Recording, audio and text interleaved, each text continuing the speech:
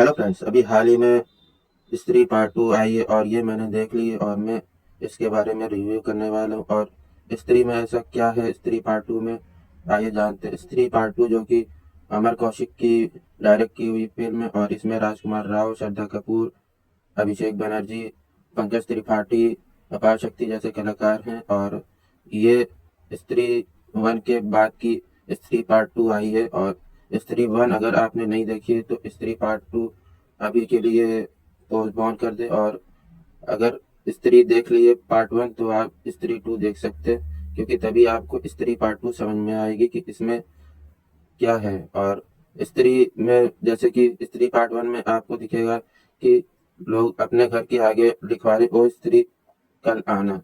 तो ये स्त्री पार्ट 1 में था। और उसमें क्या था कि क्या सीन था कि स्त्री जो होती थी वो पुरुषों को उठा के ले जाती थी। जो नए विचारों वाले जो पुरुष थे उनको उठा के ले जाती थी, 3 आवाज देती थी और तीसरी आवाज में ले जाती थी। तो ये स्त्री 1 में था। पार्ट 2 में सरकटा शैतान था, जो कि नई सोच वाली लड़कियों को ले जाता था और उसको बंदी बना देता था।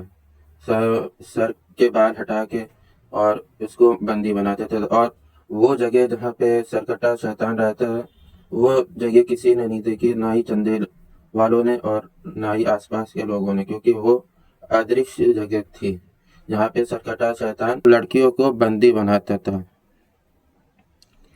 तो इसमें क्या हुआ, कुमार राव और उनके साथी पंकज त्रिपाठी, अभिषेक बनर्जी और अपार शक्ति, ये सब मिलके स्त्री को ढूंढने के लिए जाते हैं जहाँ पे वो रहती थी पहले। और स्त्री जब नहीं मिली तो वहाँ पे एक सरकटा शैतान मिला उनको, जो कि सरकटा शैतान उनके पीछे पड़ गया और पीछे पड़कर चंदेली में आ पहुंचा। स्त्री के नाम पे मेला करवाते हैं और चंदेल वाले। और चंदेल एक गांव का नाम है जहाँ पे ये सरकटा शैतान पहुंचा और उन चारों को पकड़ा और चारों के साथ बहुत मारपीट हुई। और राजकुमार राव और वहाँ पे फिर श्रद्धा कपूर आई, जो कि आपको वो बाद में रिवील होगा कि श्रद्धा कपूर असल में कौन है, जो कि स्त्री पार्ट 2 में मतलब दिखाई दी। और स्त्री 1 में भी श्रद्धा कपूर का रोल था और स्त्री पार्ट 2 में भी है। और ये असल में है कौन, इसका भी रिवील नहीं हुआ था। ये आपको आखिरी में पता चलेगा कि श्रद्धा कपूर का आखिर क्या रोल है। तो ये जो मूवी है कॉमेडी हॉरर मूवी है और आखिरी तक ये आपको हंसाएगी और कहीं कहीं आपको डराएगी भी। तो ये मूवी आप लोग देखें और जिन्होंने नहीं देखा है वो भी देखने जाएं। और एक अच्छी सिनेमा है और मूवी आपको एंटरटेन में लगेगी और अच्छी भी है।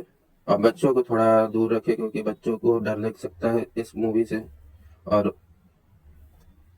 बात करें कि जब सरकटा शैतान मेले में पहुंचा जहाँ पे 4 लोग छुपे हुए थे, तो वहां पे श्रद्धा कपूर भी पहुंची। और श्रद्धा कपूर ने जो स्त्री की चोटी अपने बालों में लगाई थी, तो उस स्त्री की चोटी से सरकटे शैतान से लड़ने के लिए आई सामने। और वो उससे काफी देर तक की लड़ी और राजकुमार राव भी लड़े। और उसके बाद सरकटा शैतान जो स्त्री का पुतला बहुत बड़ा लगा हुआ था मेले में, तो उसको भी तोड़ दिया उसने। और वहां पे ये लोग उसको हरा नहीं पाए थे। और फिर स्टोरी आगे बढ़ी। तमन्ना भाटिया का एक छोटा सा रोल था जहाँ पे सरकटे को बुलाना था, तो उनकी ज़रूरत पड़ी थी, तो वहाँ पे वो एक आइटम सॉन्ग करने आई।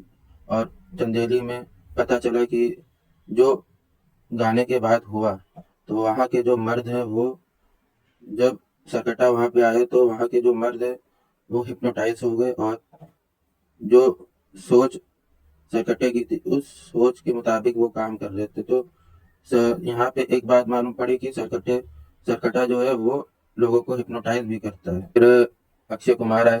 अक्षय कुमार का कैमियो हुआ।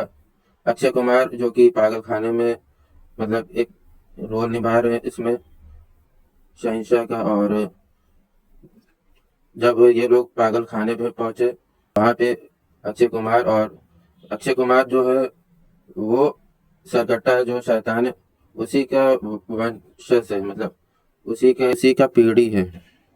जब ये लोग अक्षय कुमार के पास पहुंचे और अक्षय कुमार ने इनको अपने पास बुलाया है, क्योंकि अक्षय कुमार चाहता है कि वो सकटे शैतान के पास जाए और स्त्री की बलि दे। तो कहानी बढ़ी आगे और कहानी फिर क्लाइमेक्स आता है जिसमें सकटा और राजकुमार राव के बीच में लड़ाई होती है और फिर श्रद्धा कपूर की जो स्त्री होती है वो उसको बुलाती है और वो कहती है माँ।